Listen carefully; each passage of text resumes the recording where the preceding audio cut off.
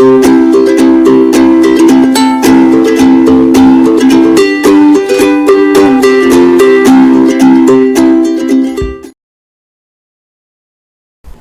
la clase de hoy vamos a aprender todo sobre mezclas.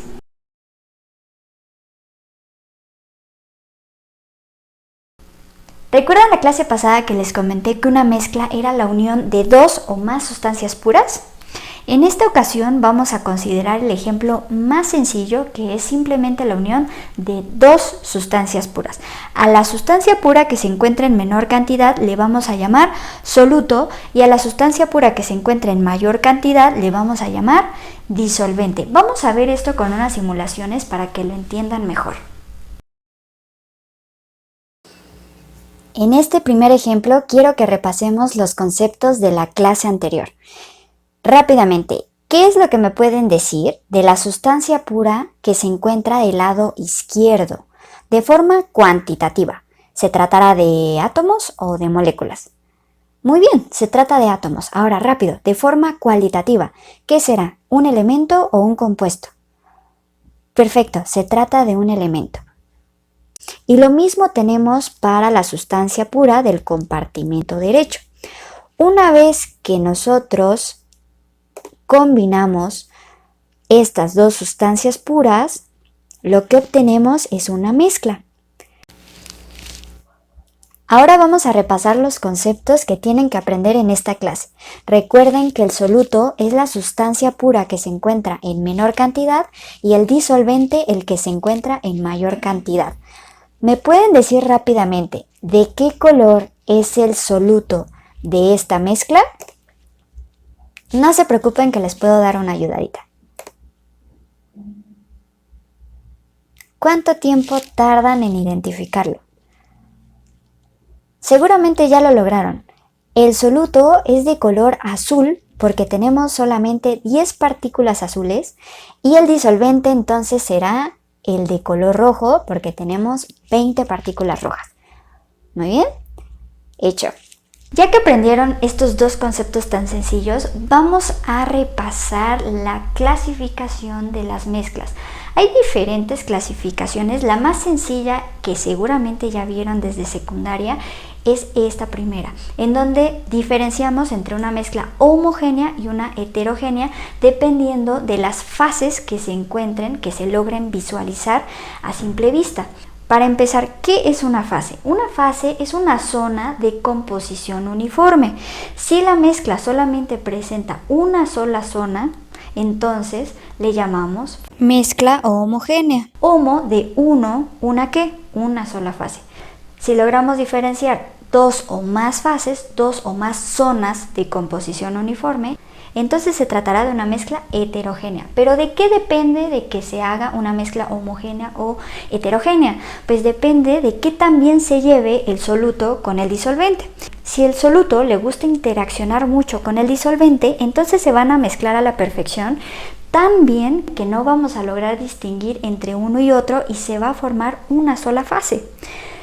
En cambio, si el soluto no le gusta interaccionar para nada con el disolvente, van a querer estar lo más lejos posible y entonces van a formar dos fases diferentes y obtendremos una mezcla heterogénea.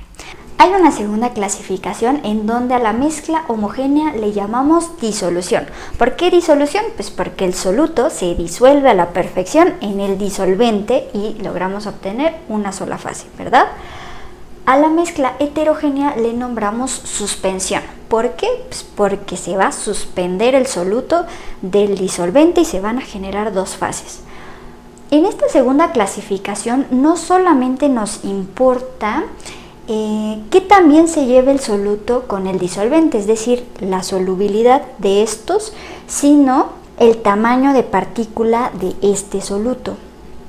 Si el tamaño de partícula es muy chiquito, como un ión, como una molécula pequeña, entonces ese soluto no se va a lograr ver a simple vista. Y en cambio, en una suspensión, el soluto es tan grande que por efecto de la gravedad se va a separar del disolvente. Si es más denso que el disolvente, se irá al fondo, y si es menos denso, se quedará en la parte superior, pero por este efecto es que se van a separar por completo.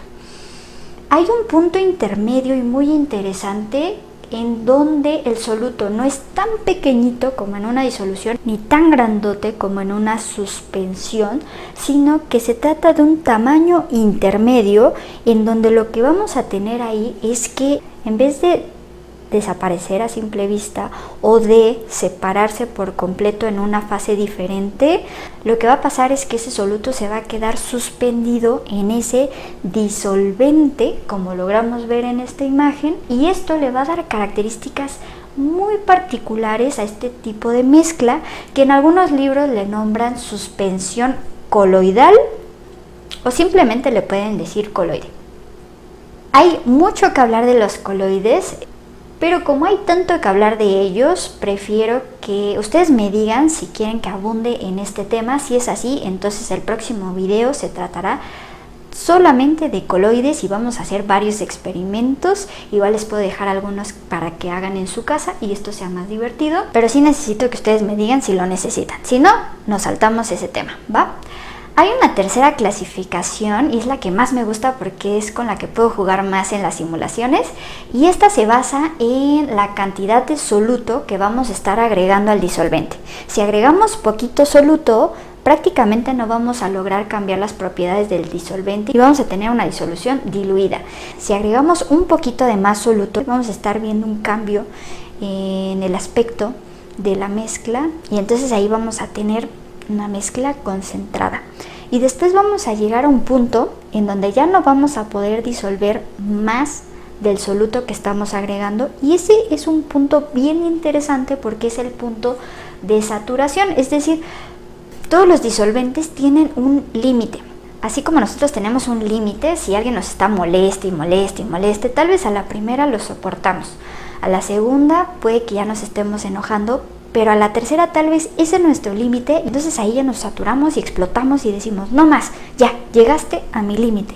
Así igual los disolventes van a tener un límite de saturación en donde ellos te van a decir ok, te disuelvo 1 gramo de soluto, no hay problema, te disuelvo 2 gramos de soluto, puedo con eso, pero tal vez su límite de saturación de ese disolvente en particular es 3 gramos. En el momento en el que tú echas el tercer gramo, el disolvente va a decir hasta aquí, este es mi límite de saturación, si tú me agregas 1 granito más de soluto, yo ya no te voy a disolver nada, a menos que calientes la disolución, por ejemplo, y entonces eso te va a permitir disolver más soluto del que normalmente el disolvente podría disolver, ¿va?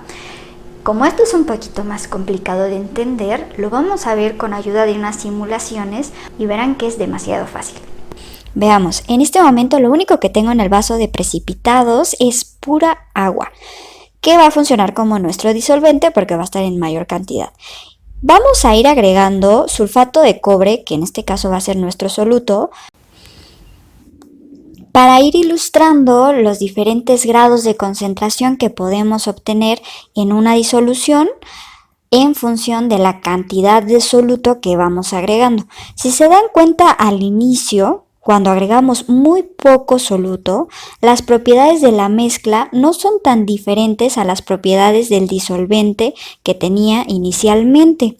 En cambio, en cuanto vamos agregando más soluto, esas propiedades empiezan a cambiar significativamente hasta que llegamos a un punto en donde ese soluto ya no se puede disolver más, y justo cuando el primer cristal ya no se disuelve es el momento en el que obtenemos una disolución saturada.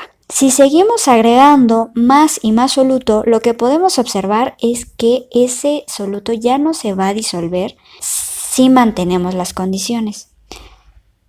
Si quisiéramos obtener no una solución saturada, como es lo que vemos en la imagen, sino una solución sobresaturada, lo que tendríamos que lograr es disolver este exceso de soluto que el disolvente ya no es capaz de disolver.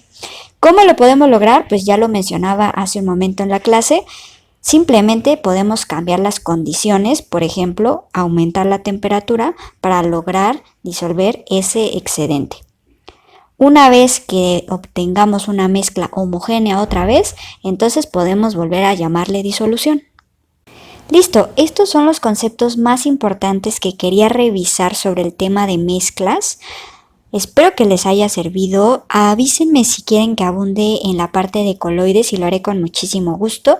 No olviden de regalarme un like, compartir el video, darle clic en la campanita para que YouTube les avise cuando suba nuevo video. Y si tienen alguna duda específica me pueden escribir por aquí en los comentarios o en cualquiera de mis redes sociales que se las dejo en la descripción de este video.